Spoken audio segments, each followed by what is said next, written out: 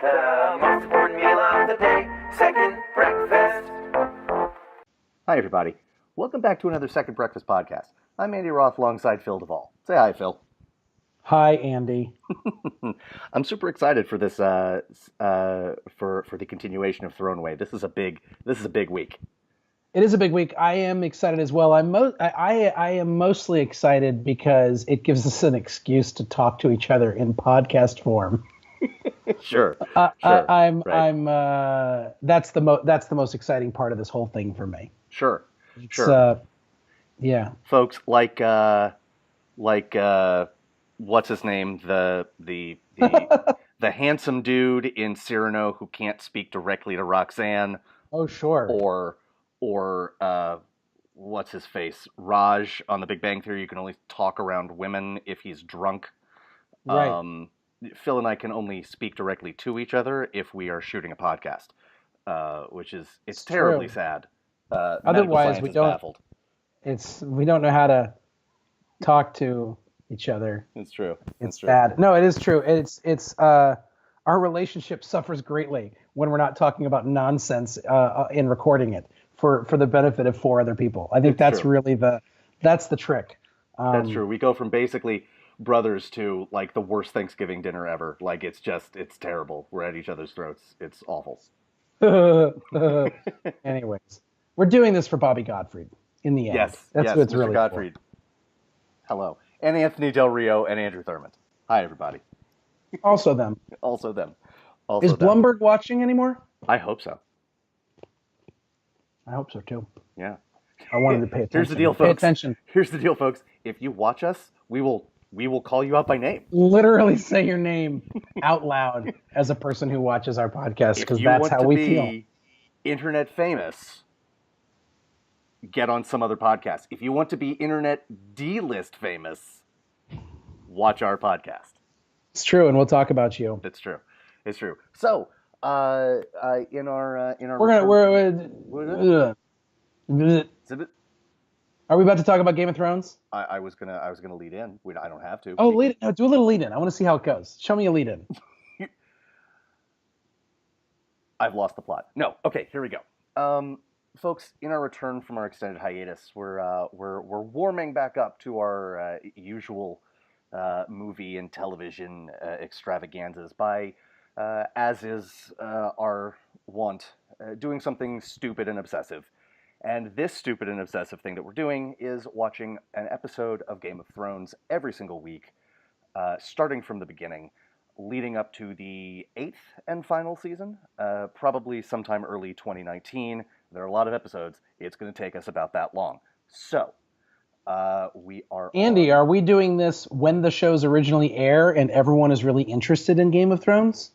No. Nope. No. We're just watching them randomly. We're just doing it. No. It's random that we're watching them. We're not watching them randomly. Oh, that's a fair point. We're certainly watching them serially. Indeed. In order. And in order. And in perfect order. Yes. A talking picture. Picture. That didn't make any sense there. I just like that you made the Singing in the Rain joke while we can see your Singing in the Rain poster behind your head. I don't know what you're talking about. I don't know what you're talking about. This episode is called A Golden Crown. A Golden Crown, Season 1, Episode 6.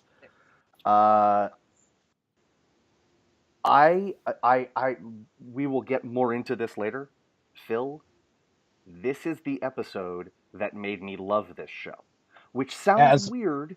Sounds weird because I stopped watching after season 3. But I was like, okay, I like Peter Dinklage, I like Sean Bean. Sean Bean, yeah. Sean Bean. I'm strangely sexually attracted to all of the Stark men. Really. I don't think there's anything strange about it, brother. Right? Like, why not? They're not Oscar Isaac, but who is? And yet it was this episode I was like, okay, all in. Yeah. So sorry, I was just thinking about Oscar Isaac for a minute there, and I got lost. Right. I'll be in my bunk. I don't have a crush on Oscar Isaac. He's just the best actor alive. It's not the same thing. Like, it doesn't need to be turned into a fetish. It's like, I get to watch someone who's brilliant, and I don't have to fetishize that. I'm super excited that he's one of the most brilliant, like, performers around. It's really great. I'm in agreement with everything you've said, but just because I don't have to do something.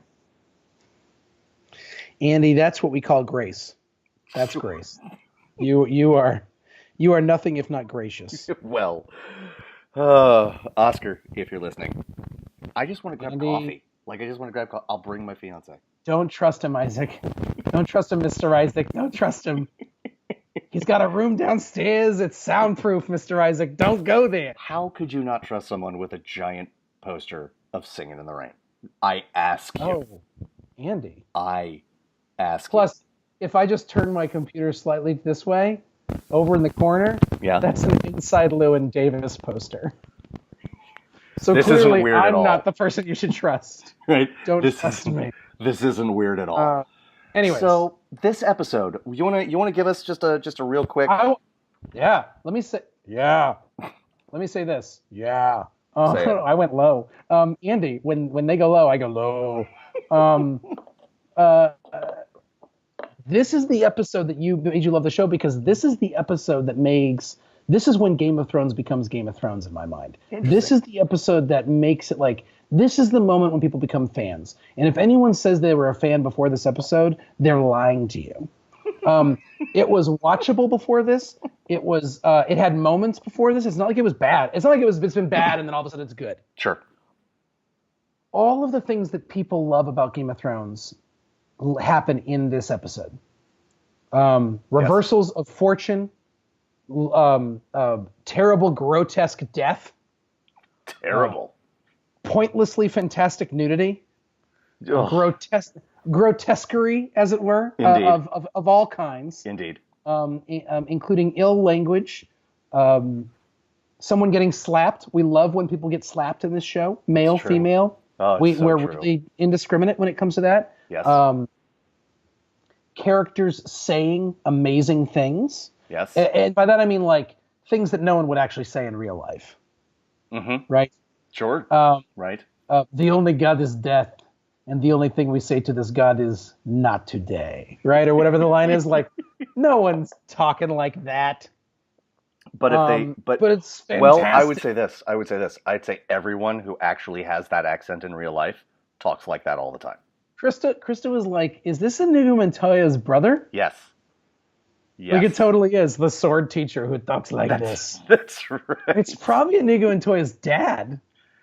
Oh, goodness. We need to watch the episode where that guy dies. He dies, by the way, guys. And we need to watch the episode where that guy dies and see if the guy who kills him has 6 fingers on his left hand. That's all I'm saying. Isn't it right hand? Probably. Dang it. It's cool. Ruined. Joke ruined by truth yet again. Well, you spoiled the fact that he dies for me, so, Turnabout is fair play. He gonna die soon. A lot of people you like are about to die. That's as close to spoilers for people who've never seen it before as I'm going to get. It's true. A lot of people you like are that's not unique to this die. episode. That's not like literally wherever you are watching wherever you are in Game of Thrones, a lot of people you like are about to die. So I have this phenomenal lady at my church. I have many phenomenal people at my church, but there's a phenomenal lady at my church. She's in her, I believe, mid to late 70s. Okay. And she, if you saw her, would just look like another wonderful person walking down the street. Sure. Wouldn't look odd or terrifying. Would look like a normal human being. I have no idea where this is going, but I am fascinated. I'm all in. So when I went on the Facebook and said after the season finale, all right, we're going to start from ground zero. We're going to start from the first episode, and we're going to watch one episode a week for the next until we're done. Right. She's a Facebook friend of mine, and she said, so should I be watching it? And I was like, oh God, like, what am I doing to people that go to, nice old lady who goes to my church? Sure. Now I want to be clear.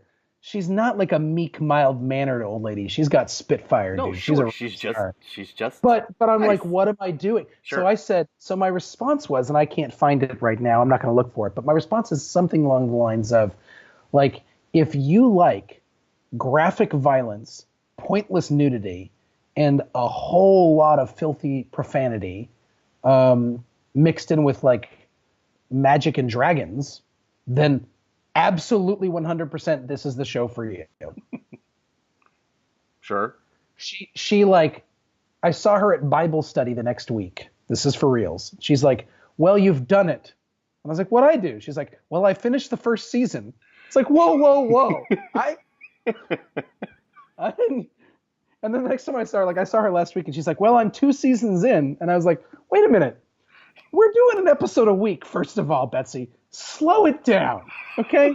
Like, 1 episode a week. But secondly, she's blaming me, which is exactly the opposite of what I wanted, right? Sure. What I was like, please don't. Isn't don't it for this? Is it the opposite of what you wanted? Yes. Is it? Yes. I still think the answer is yes. Sure. But the point is, she does love it, and but it is one of those things. So it's like, all of that stuff is in this episode. All of that stuff is in this episode. This is an episode that has pointless bottom nudity. That is it is that I'm so glad you brought this up, because it is literally like the woman. There's no point to that. There is scene. no point. It is as if the man and woman in this scene turned to the screen, turned to the audience, and said, "We're going to show you her vagina now. Everyone, get ready." And that's it. It's as if Harvey Weinstein showed up on the set and was like, "Do something special for me." I love you. You're welcome. I love you. Yeah. Right. So anyways, just to be clear, folks. Just to be clear, folks. When it comes to the subject of Harvey Weinstein, we're anti. I'm just throwing that out there. Yeah, I try not to be specific human beings in general. Let's be anti his behavior. I'm certainly against all the things that he did. Everything. Literally everything. I want to find out what he had for breakfast so I can never have that thing for breakfast.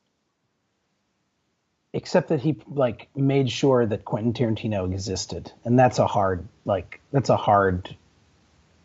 I'm not trying to weigh good versus evil here. Nope, this is right. The bad's the bad. Yes.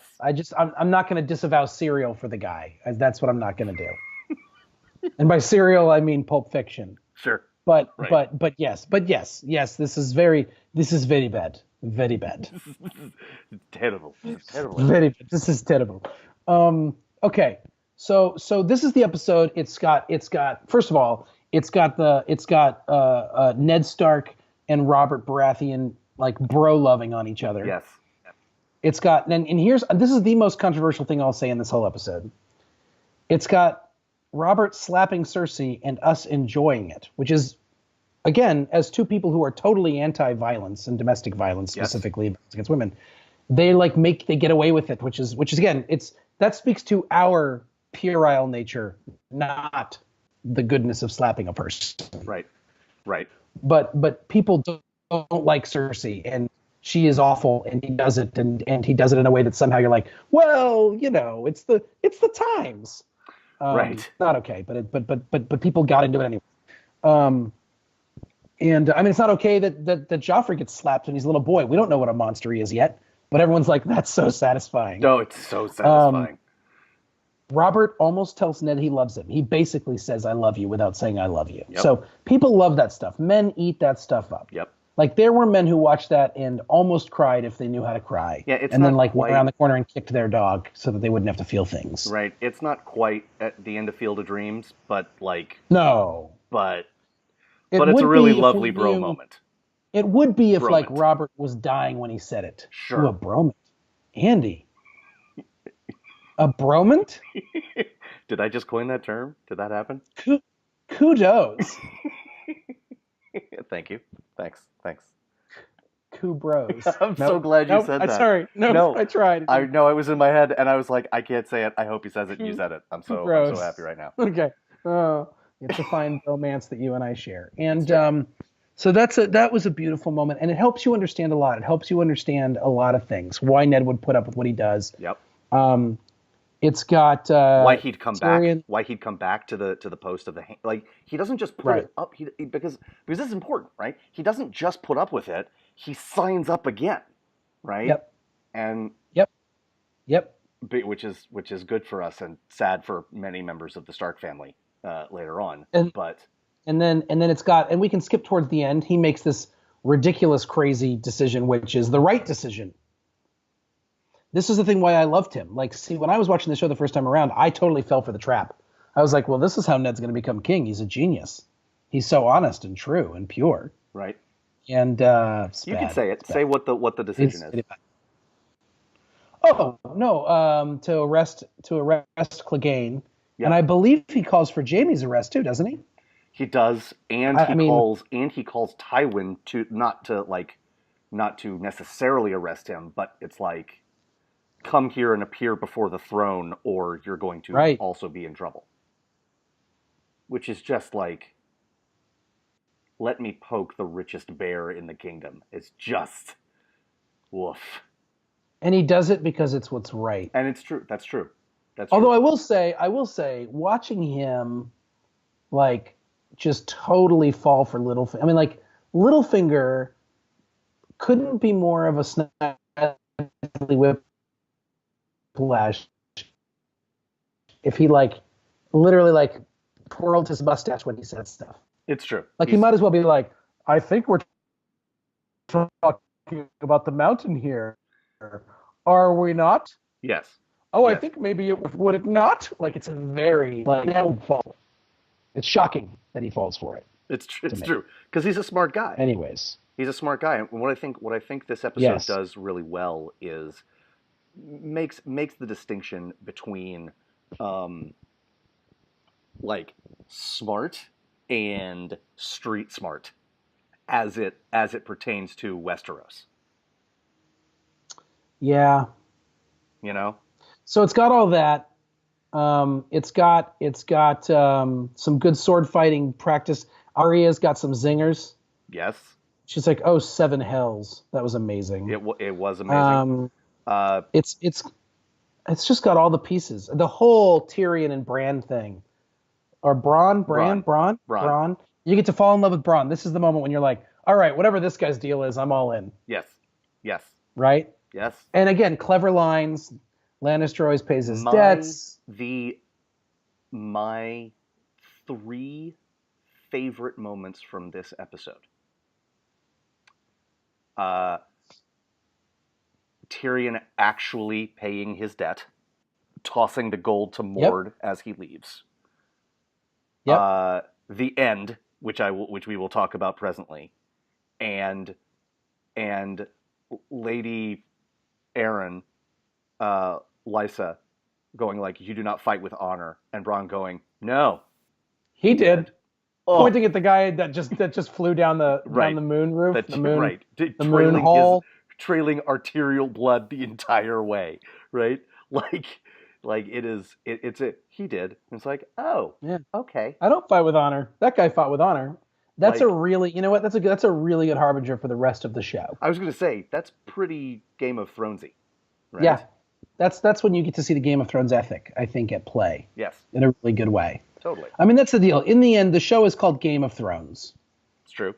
Or as I have want to call it from time to time, Games of Throne. I don't know why. I think it's funny. It's funny to me. I'll say it and no one else will laugh. But I'm like, oh, Phil, you so-and-so. Anyway, but it's a show that is about the Game of Thrones. It's about a game that people are playing, or the many games that people play. And so the guys, so it needs to set this up where it's obvious what's right and what's wrong, and that doesn't matter. Right. It's not that if you do what's wrong, you'll win, and if you do what's right, you'll die. It's that it doesn't matter. It's that you could be as right as you want, and that doesn't save your life, and you could be as wrong as you want, and that doesn't mean anything necessarily bad for you. Yes. Yes. Although, yes, that's right. I will say, please. My theory is becoming, and we'll talk about this as the show goes on, that George R.R. Martin, the guy who created this whole mess, actually has incredibly traditional morals. And in the end, I think he plays it out so that good wins and bad loses. And he's just taking a much longer time to do it. I think that's fair. I think that's I fair. could be wrong. I think I could be wrong. Well, I But guess I mean, we'll in see. the end, But yeah. yeah, no, I guess we'll see. But I think that's right. I think that's right. Phil, But the reason that I think this is the episode, before we hang up, the reason that I think this is the episode anywhere, everything kind of, this is the thing that people love, is everything up to this point has there's been a lot of setup and a lot of long conversations and a lot of not everything happening. And all of those lead into the payoff like this. These are payoff episodes. yes, This is an episode where so much happens that's Yes. been set up. Yes. And then the question becomes, are the setup episodes good enough to deserve it? And that's a matter of debate. I mean, and is each episode about something, in and of itself? I don't know. Maybe. I don't know that they are made about something because they're tracking so many different stories. Maybe that's one of my complaints about the show is that until they kill off enough people, there's so many storylines going that they don't necessarily connect to each other episode by episode. They're literally just thinking, well, we've got to get through some of this stuff to make sure we get to here by the end of the season. Where do we put it? It's been a long time since we've seen Jon Snow, right? It's true. Like it's just been a long time. It's been a while. But you get the sense that what they're doing is saying, okay, we got to get these characters from here to here by the end of the season, and then plotting out where they're going to place it. Sure. And what I want to say is, I don't know that there are episodes. I don't know that the episodes of this show coalesce around individual ideas so much as we get to catch up on different characters at different points. Sure. I think that's, yeah. Like Mad Men is a show that I love, right? Mm-hmm. And Mad Men is a show where even though there were larger arcs and there were episodes that developed ideas, each episode was actually about something. Sure. In and of itself. Sure. And I don't know that that's true about Game of Thrones, but this was an episode where this was a legitimate payoff episode. The scene, by the way, with Robb Stark and in the desert, in the forests. Oh yeah. Killing all the wildlings. Yes. Was fantastic. Yes. And he lets Nymphadora Tonks live. Thank you for saying that. Yes. Yes. Or I forget her name, but the girl that Nicholas Hoult falls in love with in About a Boy, which is the first time I ever saw that actress. You were fine with the last reference, Tonks. Anyway, we're burying the lead here because the name of the episode. Because Game of Thrones. This is, as you put it before we started recording, this is the Game of Thronesiest episode of Game of Thrones so far. Because at the end, a major character is killed violently and creatively. Like Jigsaw wishes that he had done this in one of the Saw movies, right? And this is the moment when you're all in on. At this moment, you're all in on Khaleesi and you're all in on Khal Drogo. Totes. You're all in. Yes. This is the moment when you're like, whatever these savages are about, I'm with them. Yes. The fact because Viserys. Have you ever seen anything as romantic as what's her name? Is it Amelia Knight? Is that her name? The actress? Amelia Clark. Amelia Clark. Have you ever seen anything as romantic as Amelia Clark vomiting up a piece of horse heart, keeping it in her mouth, chewing it back up, and swallowing it again? What was more and then the look that Khal Drogo gives her when he does it? She does that, and he's like, "That's my girl." Yeah, totes. And I was like, well, they just made vomiting up a horse heart romantic. Really, is there anything this show can't do? It's true. It's true. That is true. And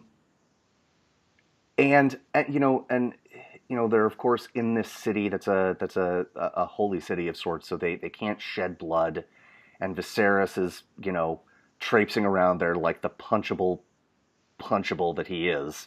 Like he really because he bites it so early, we don't give him credit for being easily, to this point, as hateable as Joffrey. Like, easily. He is to this point easily the worst person on the show. He's so terrible. He's so terrible. God, he's so terrible. So he gets a bunch of melted gold poured over his head. And then he dies from it. And he dies from it. It's amazing. Without shedding a drop of blood. And even that isn't perfect yet. It's perfect when Daenerys goes, he was no dragon. Fire cannot hurt a dragon. He was the dragon. Oh! Like, that's perfect. End episode. That's perfect. And like, I go watch the next episode right now. Right? Yeah. Here's a question. And this is the last thing I'll bring up. This is the last thing I'll bring up. We live in an age of binge watching. Would you say that Game of Thrones is the first show to... I don't know if I want to say like the first show to fully take advantage of that, because we had things like 24, that always ended on a cliffhanger, and plenty of other shows have ended on a lot of cliffhangers, but that was before there was actual binge watching, right? That was like that was just, hey, you've got a week before the next episode.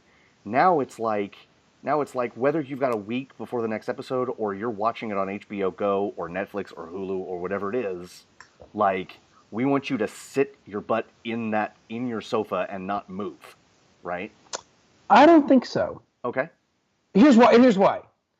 Because HBO is kind of like Disney, where it's really precious about its material and doesn't make binge watching, at least right out of the gates, especially when Game of Thrones first came out, binge watching wasn't accessible. They weren't... was it not? Okay. Well, I mean, they still put out only one episode a week for 10 weeks. Sure. And then you could binge watch, I suppose, sure, if you were recording them all, or if you had HBO Go or an HBO streaming thing, which most people didn't have, and I'm not sure even existed 8 years ago. Sure. So does it work for that? Absolutely. Did they make every episode end on a cliffhanger? Absolutely. Is it great television for binge watching? Yeah. I might say, and maybe this is a cop-out, but I actually think Orange is the New Black and House of Cards created as shows where they released the whole season at once on Netflix. All at once. Here's the whole season. Yeah. That was the first time, and I guess that's too on the nose. Maybe someone did it better before, but that was the first time when filmmakers were like, "We dare you to watch this in a weekend." That's fair.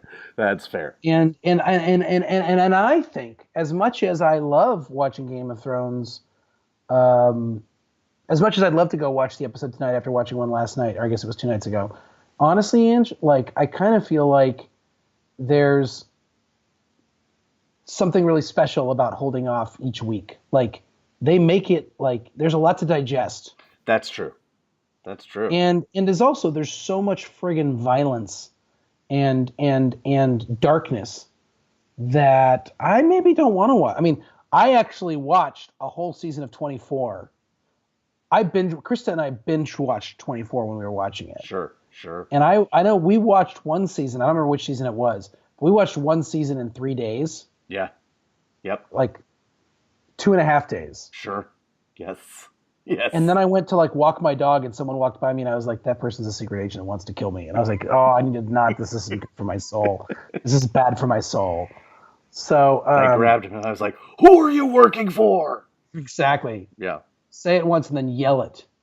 That's the thing. Who are you working for? Who are you working for? And he just yelled, "Damn it, Chloe," for absolutely no reason. There's always a reason. Chloe deserves it literally every time. Damn it, Chloe. She's a disaster. You're right. It's amazing that they made her a regular on that show. That's true. It's mind-blowing that of all the characters that became a regular on 24 that weren't Kiefer Sutherland, Chloe became a regular. Well, I think, and I love it. It's perfect, but it's shocking. She gives hope to all disaster Americans. Disaster hyphen Americans. That's like their ethnic reality. Yes. You're a disaster American, is what you are. Yes. Andy, next week's Game of Thrones promises to be interesting. I didn't watch They only the do next 10 one. episodes. They only do 10 episodes per season. It's true. So we only have 4 episodes left. Yes. Things are going to get real, Andy. The realist. People about to die, Andy. People are already dying, Phil. I'm Other not here to people are split- about to I'm die. not here to split hairs, Andy Roth. I'm just kidding. That's exactly why I'm here. I just won't play football. I just won't play ball. Andy, my word is oak. The problem is now we've devolved into random Jerry Maguire quotes. That's not for anybody. That's not for us. anybody. It's for us. Oh, you complete We're me. having a bromant. Oh, Kubros. Kubros. All right, folks. That'll bring us to the end of this episode of Project Throneway and Second Breakfast. The next week's episode, whatever it is. What is it? Let's see. You win or you die. You win or you die. I mean, I don't know what first happens of all, in that one, but it sounds pretty That's exciting. by the way, that could be the name of every single episode of Game of Thrones. That's true. They could literally just be like, "Oh, we're gonna call every episode 'You Win or You Die," and we'd be like, "That's about the show. That's about it." That's Short. right. Andy, how great was it to see Ned Stark in the throne? So good. So good. Oh, both directly don't get good. used to it. No. Both directly good, like honestly good, and also ironically good because of Robert's you're gonna hate it more than I do, and he totally does. Right? Hates yes. it. Yes. So yes. And with that with that one brief peek of the sun through the gathering clouds, that'll do it for this week. We will see you next week with the next episode. Who knows? We might even do a podcast on an actual movie sometime soon. The word. What? Who knows? Who knows? Our movie podcast. We might do a podcast about a movie on our movie podcast. I mean, might as well, right? The heck you say? We have an adoring public to attend to. We have the technology. We can rebuild him, folks. I'm Andy Roth, and that's Phil Duvall. We'll see you again real soon. Go Bye-bye. Astros. Go Astros. The most important meal of the day. Second